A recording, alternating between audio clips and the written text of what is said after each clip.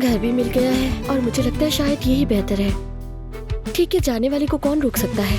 असल बात तो ये है भाई कि आपने अपनी कजन की होने वाली बीवी को शादी के लिए प्रपोज किया है। ये कैसी नादानी है। अम्मी, मुझे क्या मालूम था कि उमर इस बात से वाकिफ है और वो इस घर को छुपके से खरीद लेगा। तुम पूरी इमारत भी खरीद लो, तब भी मैं चाहूंगी कि मेरी बेटी की शादी मेहमद से हो। हाशिर भाई, वो अमीरजादा जुमाना भाभी के पास आया है। मैंने तुम्हें एक अच्छी लड़की समझा जुमाना, मगर अफसोस जैसा मेरे बाबा ने बताया था बिल्कुल वैसी निकली तुम। काम बन गया। सबसे छुपकर शादी करने के लिए गए हैं।